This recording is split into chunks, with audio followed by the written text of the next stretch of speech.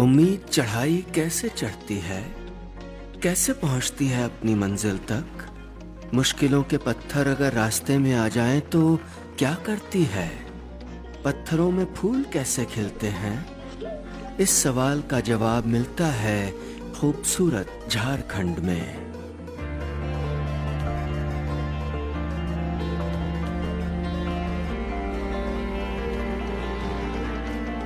घने जंगलों और सुंदर पहाड़ियों का राज्य झारखंड, जहां आकाश से देखें तो लगता है कि धरती ने एक अद्भुत हरा दुशाला ओढ़ रखा है।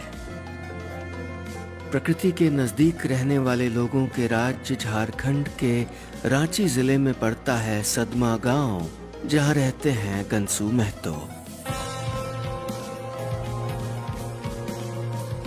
जीवन का रुख पलटने की कला कभी इनसे सीखिएगा।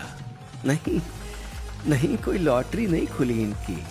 इन्होंने खुद को सिखाया और फिर अपने गांव के, अपने इलाके के तमाम लोगों को सिखाया मुश्किलों का सामना करना, रास्ता रुकता हुआ दिखे तो नए रास्ते बनाना, संघर्ष की नई नई चढ़ाइयां चढ़ना।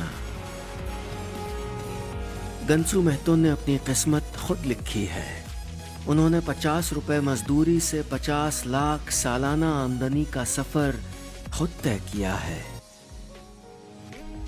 आप सामने जो भी यहाँ पहाड़ जो है कि दिख रहा है, ये पहाड़ में सिर्फ चट्टान ही चट्टान है। तो हम लोग चट्टान को तोड़ के ही खेती कर रहे हैं। मैं रांची जाता था काम करने तो दिहाड़ी हमें 50 रुपये मिलता था, लेकिन अभी हम जो है कि सालाना 50 लाख रुपया कमा रहे हैं। ये बहुत बड़ी गर्व है कि एक लेबर कुली भी अगर अपनी सोच को बदलाव लाए तो एक अपने जीवन के साथ साथ दूसरे लोगों को भी बदलाव कर सकता है। पापा लोग पहले साइकिल से बाजार जाया करते थे और अपना अपना बाइक है सबका। और अभी घर का कंडीशन बहुत अच्छा है, हम लोग अच्छे से पढ़ाई लिखाई कर नहीं सकते भाई बहन। मुश्किल थी यात्रा। 6 साल पहले तक उनको अपने आगे कोई दिशा नहीं दिख रही थी। खाने तक की परेशानी थी और खेतों में भी काम करना पड़ता था। बच्चे स्कूल न जाकर खेतों में साथ में काम करते थे। लेकिन किस्मत का पहिया जीवन की पथरीली जमीन पर भी मेहनत से, मजबूत इरादे से नई दिशा में मोड़ा जा सकता है। और गंसू महतो ने अपनी जिंदगी को बदलने का फैसला किया, बेहतर तरीके से खेती करना सीखकर। जब हम छत्तीसगढ़ गए तो वहाँ देखे कि दूसरे राज्यों से आके किसान जो है कि लीज में ज़मीन लेके खेती कर रहे हैं। तो वहाँ जाने के बाद है कि हमको ये समझ में आया कि हमारा तो अपना खेत है। हमारी सरकार जो थी कि 10% पर सब्सिडी पर किसानों को ड्रिप इरिगेशन देती थी। कंपनियों से जाके मिले और मिलने के बाद फिर शुरुआत किए ड्रिप इरिगेशन से खेती करना आधुनिक तरीका से। फसल में ऐसे सभी फसल में अच्छा कमाई देती है, लेकिन जो शिमला मिर्च है वो सबसे बेहतर है। उसका रेट जो है कि कभी कम नहीं रहती है। खीरा भी है, बहुत अच्छा फसल है कि आपको 35 दिन से आपको जो है कि उसमें पैसा आना शुरू हो जाता है रुपाई से। पत्थर में फूल खिलाने चला था ये जुझारू किसान। जब गंसू महतो ने आधुनिक खेती से जरबेरा के फूल की खेती का इरादा किया तो लोगों ने उनका मजाक उड़ाया, इसे उनकी सनक बताया। पारंपरिक खेती करने वाले किसानों ने तो इसे नामुमकिन तक कहा। लेकिन जमीन अगर पथरीली थी तो गंसू महतो के इरादे भी सख्त थे। मेरे यहाँ जो है कि मिशनरी भाई लोग हैं तो वो सब फूल से बड़ी प्रेम करता है, तो उस सबका बहुत अच्छा बिक्री है। 10 से 15 रुपये पीस हम लोग जो है कि फूल को भी बेचते हैं, जरबेरा फूल को। हम लोग का गुरुजी है गंसू महतो, इसी ने हम लोग को बताया कि इस तरह का खेती करने से मुनाफा भी ज़्यादा होगा और आपको लेबर कॉस्ट बचेगा, पानी का भी बचत होगा, खर्च कम होगा और आमदनी ज़्यादा होता है।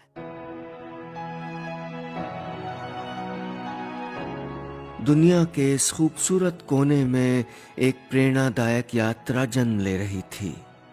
गंसू महतो खेती करने की जानकारी लेने दूर दूर तक गए और वापस आकर नए तरीकों से अपनी खेती को तो सुधारा ही, अपने गांव, अपने आसपास के किसान साथियों को भी उन्नत खेती सिखाने का महाअभियान शुरू कर दिया। गुरुजी ने ये बताया कि आपके पास जितना भी ज़मीन है उसी के अंदर में पहले जो जितना खेती करते थे उससे ज़्यादा आप कर सकते हैं, उससे ज़्यादा इनकम आ सकता है।